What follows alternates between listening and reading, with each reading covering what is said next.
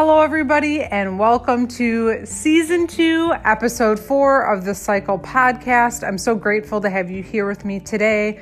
I am recording this on leap year, February 29th. It only happens once every 4 years. Feels like a special day to record, as well as we're about to kick off Endometriosis Awareness Month tomorrow, and I look forward to hopefully growing a lot of awareness in the next 31 days. Thank you so much for listening. I hope you enjoyed this episode with Lauren, who's originally from the UK, but living in Abu Dhabi. She's a personal trainer, and she is going to share her journey with us. I hope you enjoy the show. Thanks for listening.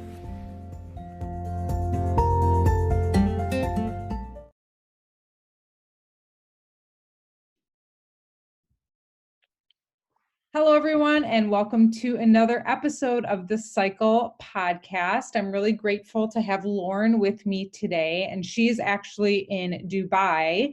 And we have been trying to connect for a little bit because technology has been interesting. So we are ready to talk, and we're actually recording on leap year, which is exciting, the 29th here in the States. So Lauren, thank you so much for joining us, and we look forward to hearing your story and all about you. Why don't you start off by just telling us a little bit about yourself? It doesn't have to be endo related, just why you're in Dubai and what you do and all of that good stuff.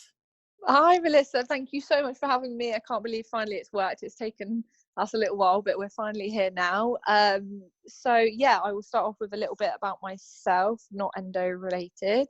I'm 28 years old, and I am originally from a town in the UK called Ringwood, and I relocated to Abu Dhabi in the UAE 7 years ago, and I'm a mobile personal trainer out here.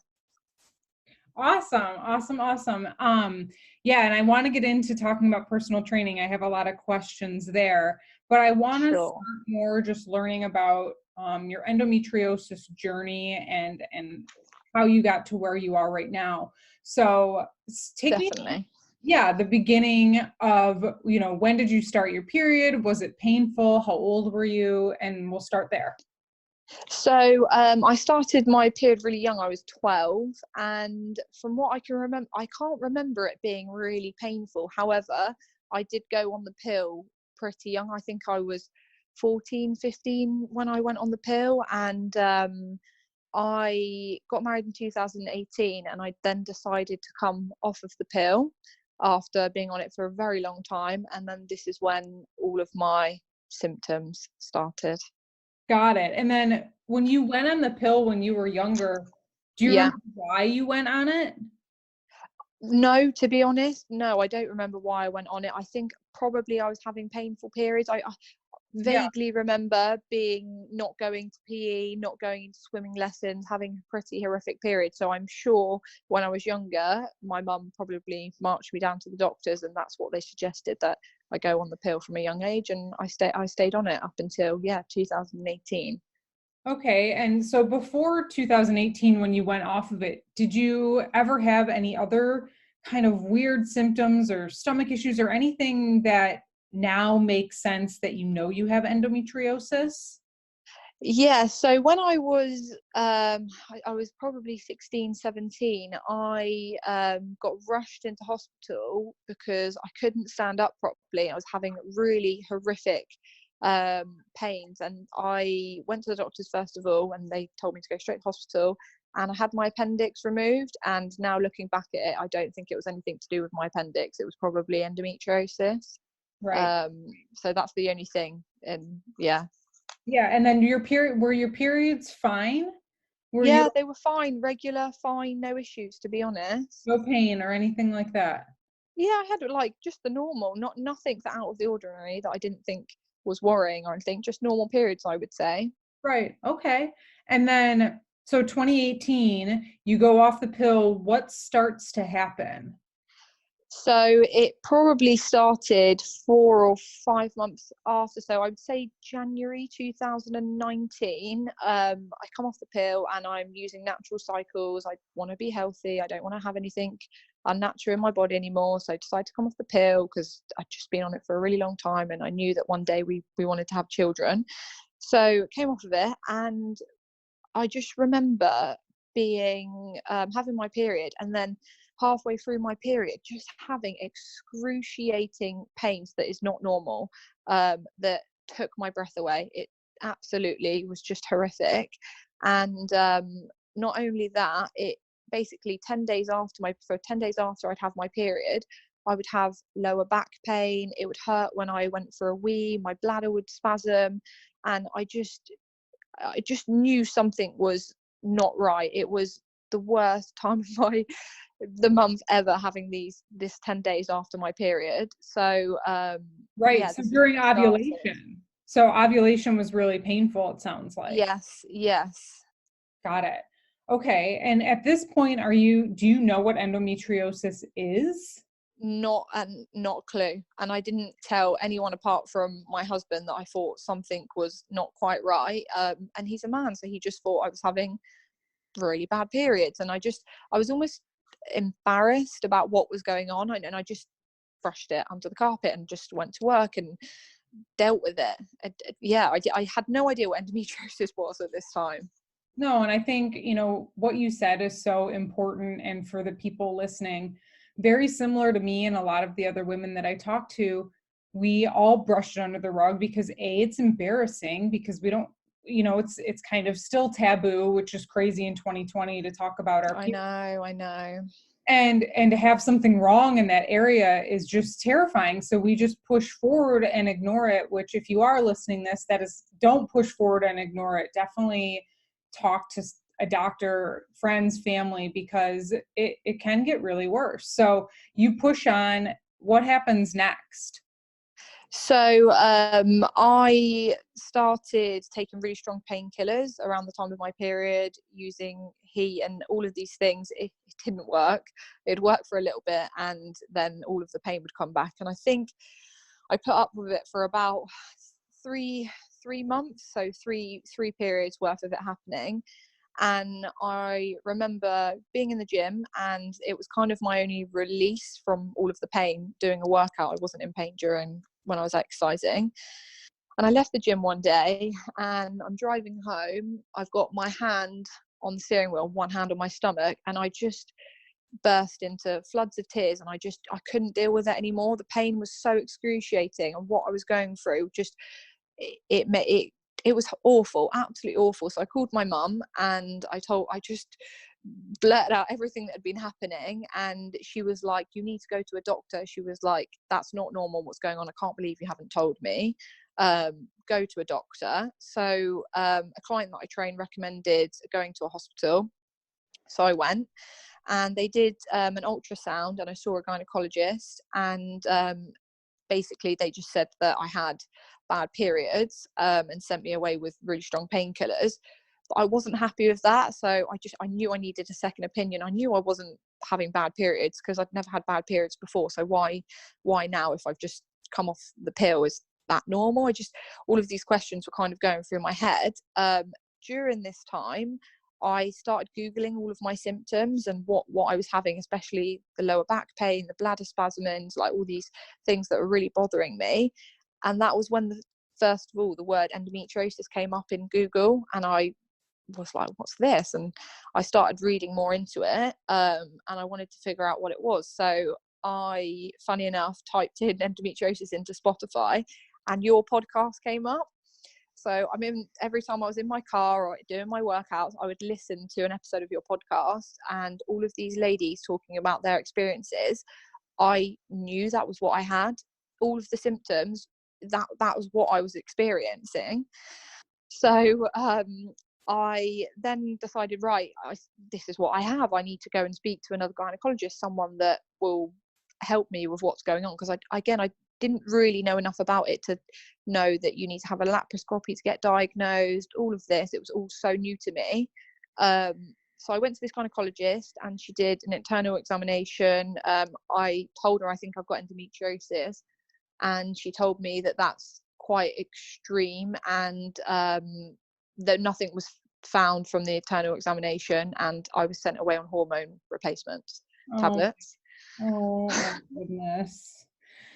Yep, sounds about right. Well, I want to pause right there for 1 second. So, thank you for saying that about the podcast. I don't recall if you ever told me that, but that means so much to me. I thank you and all the brave women who've shared their story. But can you tell us before we dive into, obviously you're going to go see another doctor, but Yeah. about your symptoms, just so if there are women listening that were like you, low back pain was definitely one. And was that before your period, during your period, and ovulation? So basically 2 to 3 weeks out of the month, did you have the low back pain? Yeah, it was about 2 weeks, and it was after my period, so during ovulation. And just bear in mind, I'm a personal trainer. I stretch, I foam roll, I go to cryotherapy. I've never had back pain in my life, and it was only on one side of my back, so it was puzzling me. And that was probably one of the symptoms that pushed me the most to try and figure out what was going on, because I knew I didn't have lower back pain like for nothing. Something was wrong, so that really, really bothered me. And Did you have did you have cramps during your period as well? yep, cramps that I really struggled to stand up straight, and just I just held it together during my sessions with my clients, basically kind of hunched over, didn't let anyone really know what was going on, and just came home and ended up basically the whole time in floods of tears every time I managed to get through the door Right. after I And finished then work. tell me about the bladder spasm, because some people might not know what that feels like. So I'd keep getting the feeling that I needed to go for a wee, and then when I would go, I tried to go for a wee, but nothing would come, and my bladder would just like spasm, really, really painful. And I just, even after I tried to go for a wee, it would then continue even when I was standing up, walking around. And again, that was something that I just knew something was wrong. It was just awful. Oh, Um, I'm so sorry. Okay, so you see this doctor who gives you the wrong information and basically sends you on your way. You still that's know right. something's wrong. Now what do you do? So I tend to go to London during the summer because it's just too hot here to be in Abu Dhabi, and I go with work with my clients. So I decided to find a doctor in London. So I knew that I was going to be heading there in July. So I found this specialist, gynecologist. I'm in London. I go back home, and I have an appointment with this lady called Kathy Roberts. And I'm so nervous to meet this lady because at the same time I'm in my head thinking, am I being a drama queen? Like, is this really something? When I was telling my husband about it, a few of my clients, I think they just didn't believe me, because no one's educated on endometriosis, so everyone's like, what is this girl going on about? Like, until you get diagnosed, then everything changes, if that makes sense. Nope, you're absolutely right. And I think a lot of women can empathize with what you're saying, because we start to question it because we're told there's nothing wrong with us. And so then, oh, is it in my Yeah, head? Am I crazy? Am I feeling pain because of emotions? I've done it too. I second guess myself all the time. And when you know something's wrong, you know. I know. That's exactly right. So met with Kathy Roberts with my mum, and I was just so emotional that day that I just cried my eyes out to her and told her everything that'd be happening. And she was so empathetic. She was lovely, and she straight away didn't even do anything. She said, let's do it, let's do the laparoscopy, let's see what's going on. So she scheduled that in for me in 2 weeks time after our first meeting. And during that time I'm doing more research on endometriosis. I'm thinking, I'm sure this is what I've got, but just trying to get on with everyday life. Just to try and get by. So I have the laparoscopy, and I am finally diagnosed with stage 4 endometriosis and a big nodule in my bladder and all over my pelvis, round to my left side. Ovaries attached to my uterus, like everywhere. And I came round, and I was so worried prior to going in for that laparoscopy, thinking again, like, what if I wake up and I don't have anything? Like, how am I going to continue life? I need to figure out what's going on and if this is actually something. And then it turns out that it was. I think a lot of women feel the same way when they go in for surgery. They're so afraid that they're not going to find anything. It's almost like a double Yeah. sword, because you don't want to have endometriosis, but you also don't want them to go in and find nothing. Well, especially after, again, I'd seen 2 gynecologists prior to that, and nothing had been found from an examination, from an ultrasound, which, again, when you're new and you don't know anything about endometriosis, you're thinking, they're doing all these tests on me, and how come they're not finding anything? Right. So Exactly. And you start second guessing everything. So the bladder makes sense. So a large, yes, it was on your bladder or in your bladder? inside, like, the opening. Wow. Literally inside the opening, which is why I was having so much problem with going to the toilet and the spasmings and all of that. So Kathy decided that the endo was so aggressive that to put me on a Zoladex injection for 3 months to try and just calm everything down, stop my periods, and that we would schedule surgery to remove everything in December. Okay. And so how was the Zoladex? Because I know people are on the fence about that drug. How did you feel on that? How did you do? Do you know what? I was absolutely fine because I wasn't in pain anymore, because I wasn't having periods. So I was absolutely fine. The only side effects I really had, that I was very up and down with my emotions and hot flushes. I did keep getting hot sweats at night, and then randomly getting boiling hot when I'm naturally quite a cold person. I really feel the cold. So that was the only thing. But honestly, that was nothing compared to the pain that I was experienced beforehand. So that was fine with me. I mean, that's good to know for other people who are listening. So it was an injection. How did it just suppress your period for a certain amount of For time? 3 months, yeah. I think there's different times, different ones for different timings, but mine was for 3 months. Okay. And then I ended up having another one done in Abu Dhabi prior to my surgery, just to make sure that I didn't have a period before they were going to then do the major surgery.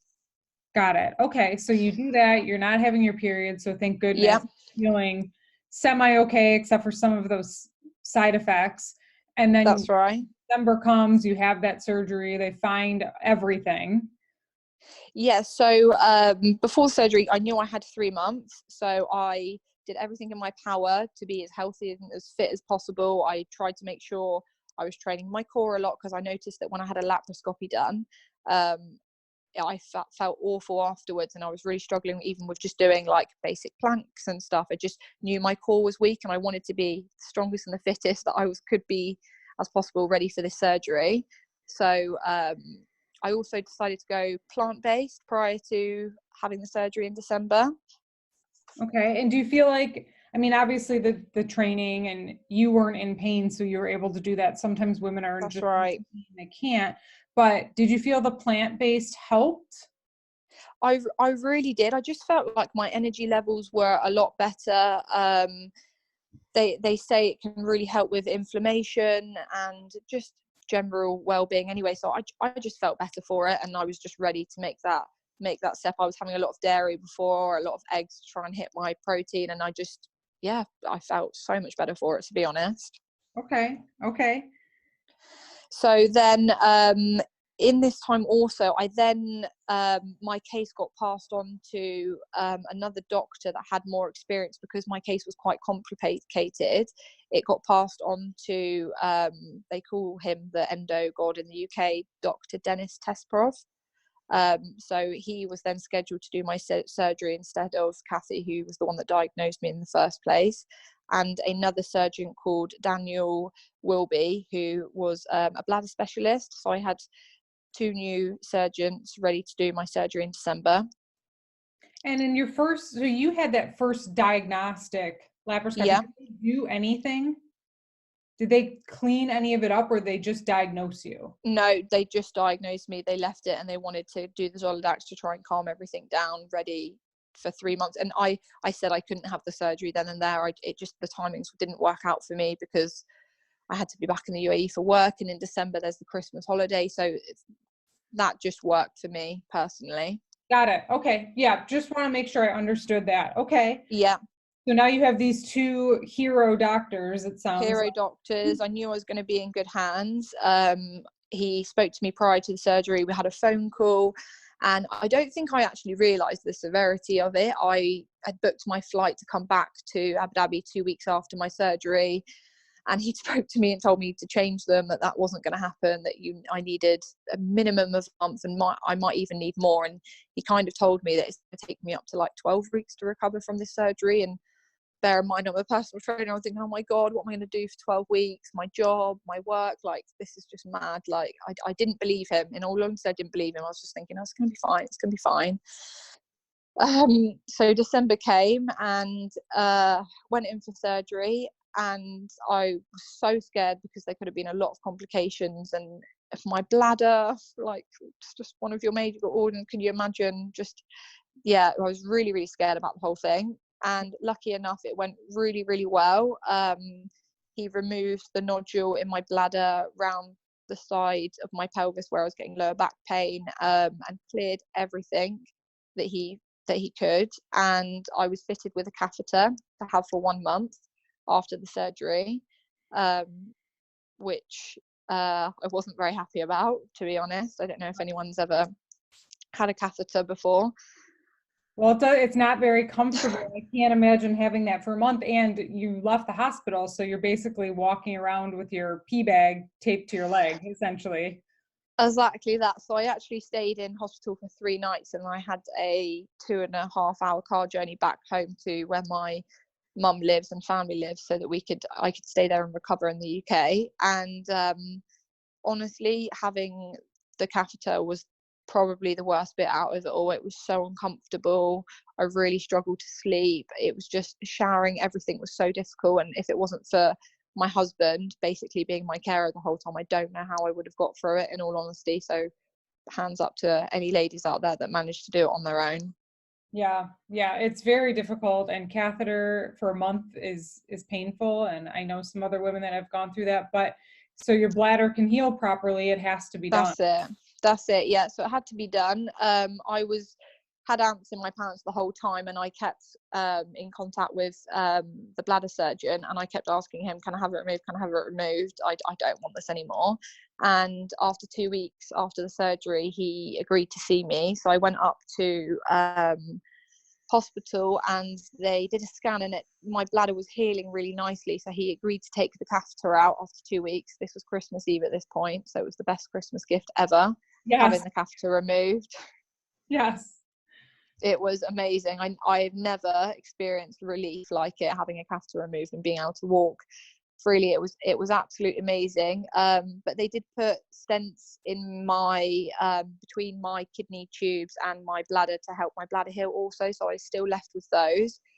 So in all honesty, I did feel really, really good after having the catheter removed, but I really still struggled to walk. I still felt uncomfortable. Something still didn't feel right, and it was obviously these stents that were still in. Yeah. So I had another 2 weeks. I went back up for a hospital appointment, and they removed these. Very painful to have them removed. It wasn't very not pleasant, in all honesty. And as soon as I had those removed, I felt like a different person. I felt like myself again. That's wonderful to hear. That's good. And that's only a month out after surgery. I mean, That's only a month out, yeah. Did you feel the immediate relief? I know you had the catheter and the stents, but like the back pain and all of that, when you woke up, could you instantly tell that the disease was gone? I was still had kind of like, I was still on Zoladex. So even up till now, during my recovery, I still haven't had a period. They fitted me with the Marina coil just to try and keep everything at bay, because they want me to have a kind of a good year of just complete recovery and letting everything calm down in that aspect. So I just felt sore, uncomfortable. I don't know the feeling of how having the endometriosis gone, because I was still in so much pain from having the catheter. And that, if that makes sense. No, and that's, I mean, it's good to talk about, because I don't know if they told you, and again, I'm not a doctor, but I know a lot of women who had bladder endometriosis, and you know, if it goes too long, it can affect the kidney, and you don't want to lose a kidney. And I do know an endo patient who did, just because she didn't know she had it. My goodness. So it's so important to get the bladder and the stents and all of that done to make sure that it's flowing properly. You know, I completely agree. Yeah. So you're still on Zoladex today. So I'm assuming, when did I have it? I had it done in November, December, January. So Probably it's worn off now. However, I'm on the Marina call, so I got told that I might have a period, I might not. Okay. And how was your recovery? Did you behave and listen and rest for 12 weeks? I know the answer. No, I definitely didn't. So after I had the stent removed, I flew back to Abu Dhabi a day afterwards. It was really hard flying back, in all honesty. I probably should have waited another week. Got back here and decided not to go back to work for, I think, another 2 weeks. So I'm at 6 weeks at this point, and a month, I think it was 5 weeks out, I decided to go back in the gym, because I just, again, had ants in my pants. I had to get myself moving, because I was just felt so stiff, and my bum just felt so sore from sitting on it for so long. Mm-hmm. So I did go back to the gym, and it was so difficult. I totally know the feeling of being a beginner. Again, I remember going in the first time and just basically doing a body weight squat and doing a push up on my knee, and I was shaking like an absolute leaf. It wasn't a very nice feeling after being so strong prior to the surgery, but I listened to my body, and I've been really taking my time building my strength back up. And even till now, still, I'm not back to where I was before the surgery, but I'm getting there. Yeah, and that's okay. I mean, you had major surgery, and I tell women this all the time. Sometimes doctors say, "Oh, you'll be fine in 2 weeks." And my last surgery was pretty major too, and I had mine in New York. I live in Michigan, and I only booked staying in New York for 2 weeks. I ended up being in the hospital for 7 days. And so, me, yeah. same as you, getting on a plane 7 days after that was way too soon. And Yeah. not only just the sitting and the schlepping of your luggage and all of that, which obviously my husband carried too, but it's just a lot. I mean, even walking in the airport is almost too much. So for women who are listening that you are going to be traveling, try and stay as long as you can to heal up before you get on a plane, not to mention all of the, just colds and flus and all of that stuff that's going around.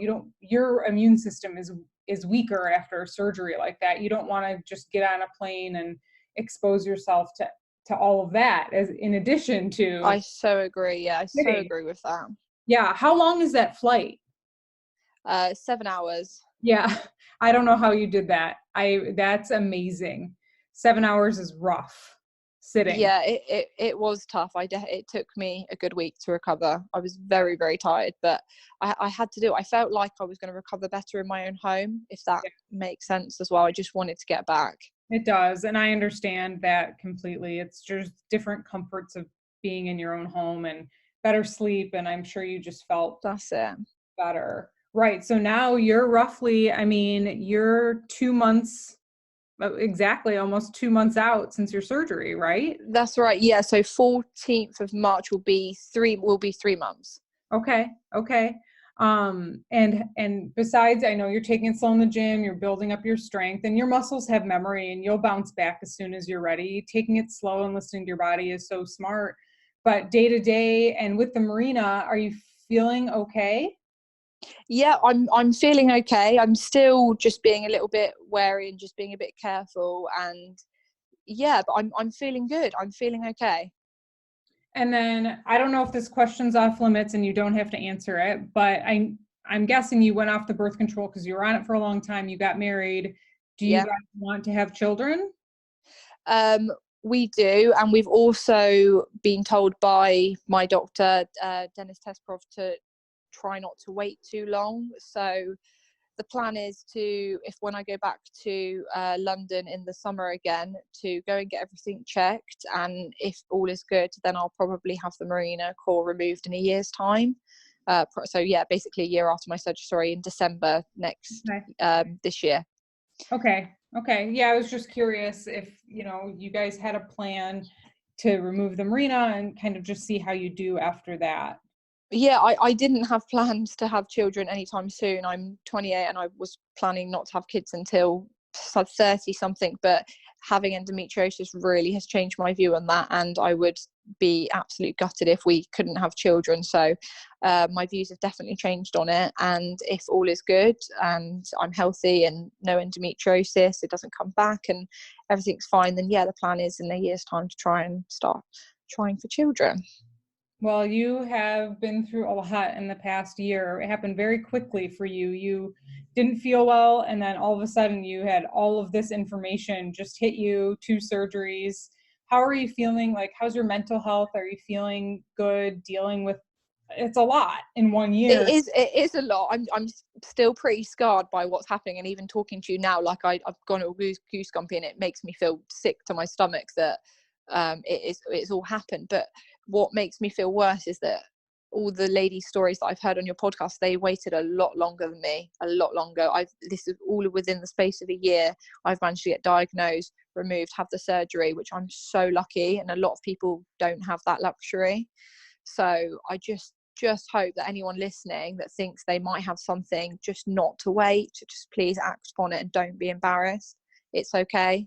You can go and talk to someone. And talk to multiple doctors if you need to. Obviously, just like Lauren and many other people that have been on the podcast, some doctors just, and I don't fault them. They're not educated. And I say this all the time on the podcast. I know it's easy to get frustrated with them, and I get frustrated with them too, but they don't have the education. So find someone who does. Keep fighting for yourself and advocating for yourself. Definitely.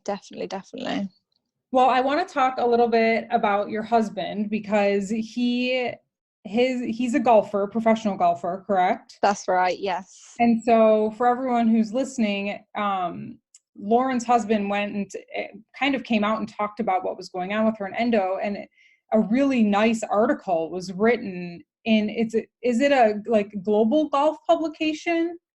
It's based in the UAE, so it's called Golf Digest, and they wrote an article because Luke won a tournament last year, and then he also opened up about it and spoke about endometriosis to try and share the word.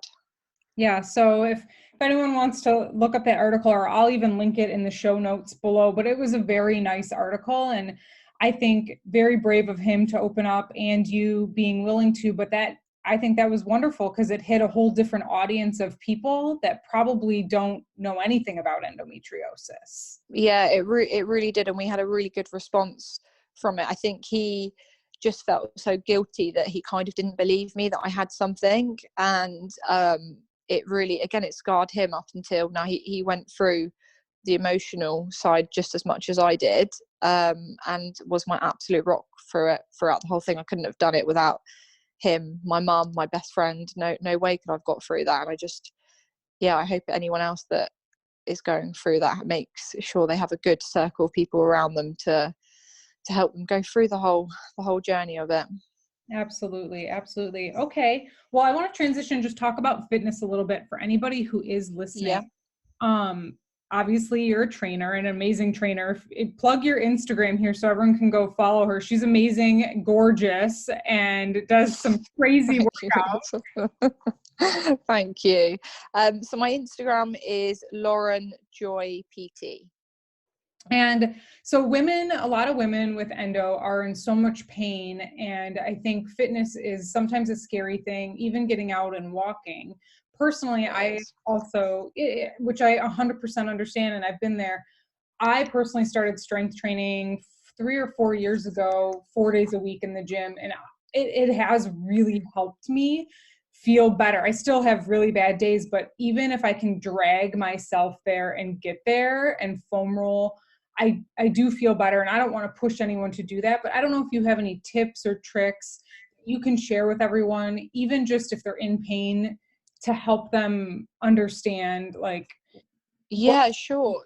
Like I would just say that exercise was a massive distraction for me, and when I was exercising, I wasn't in pain, and it was just a huge release. So I would just recommend, if anyone out there is sat on their sofa in excruciating pain, just try your best to get up and do something. It doesn't have to be what the fad is. It doesn't have to be strength training. It can be what you enjoy doing. It can be going for a bike ride, going for a walk, just something to try and be active, because it really does help. And even for your mental health, just to get out and do something and clear your head, it will help you massively.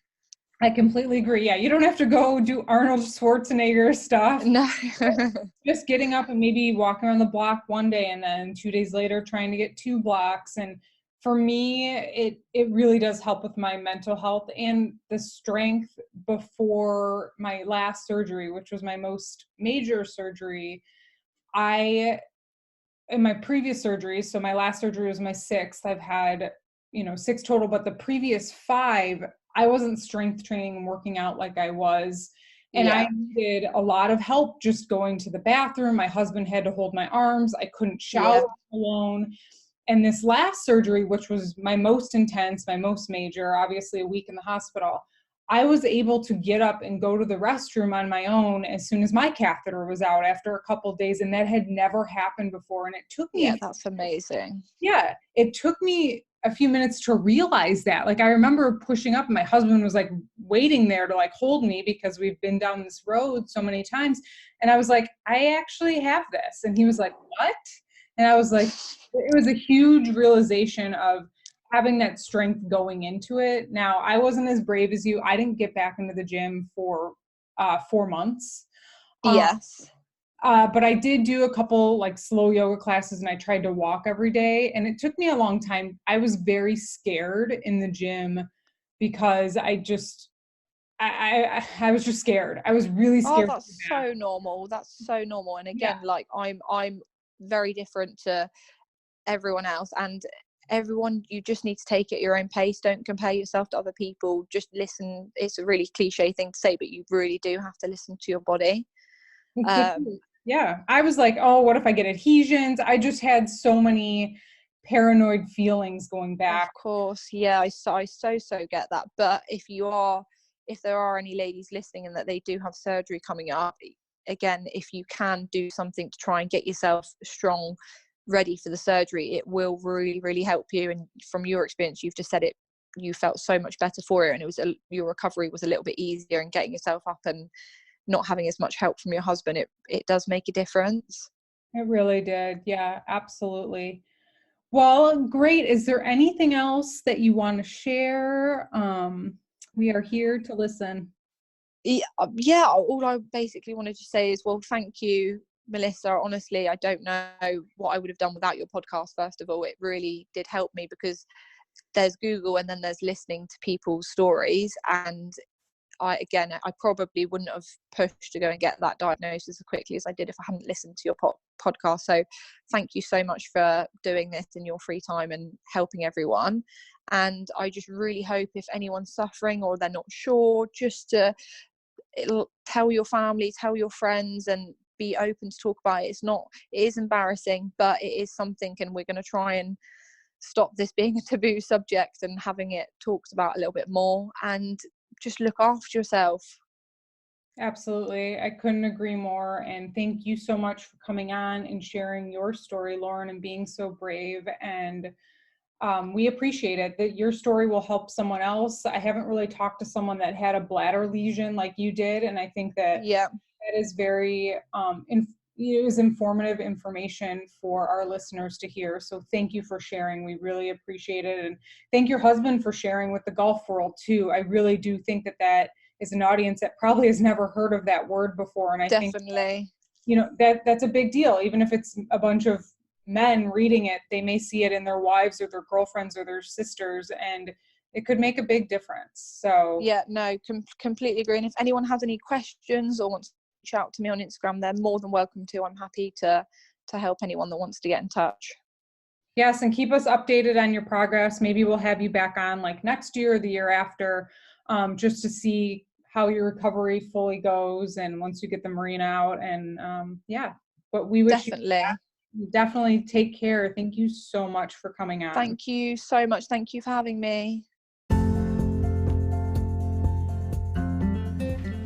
Thank you, everyone, so much for listening. I hope that Lauren's journey and story can provide you some value and help on yours, and just knowing you're not alone.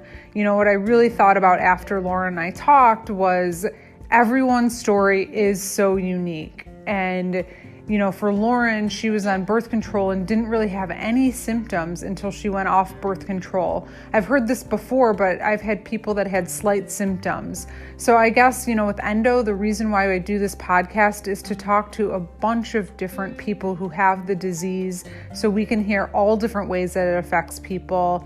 And I believe Lauren is the first person who talked about having that lesion in her bladder and the bladder spasms as well, which I personally have never experienced. And I was very grateful for her bravery in sharing that part of her story. I appreciate you all listening. I'm looking forward to Endometriosis Awareness Month, as I mentioned earlier. And please follow me on Instagram. I'll hopefully be sharing a lot of great content over the next 31 days. And my goal is to have some more helpful people on the podcast, like nutritionists, PT, and things that will help also provide you value while you're hearing everybody's story. I want to remind you that you're not alone, and if you need anything, you can reach out to me at endo_lady on Instagram or email me anytime, melissa@booconsulting.com. I will try to get back with you as quickly as possible. I appreciate you. Thank you for supporting me on this journey, and I'm so grateful that it's helped so many people so far. Stay well, be well, and I hope you're having a low pain day. Take care.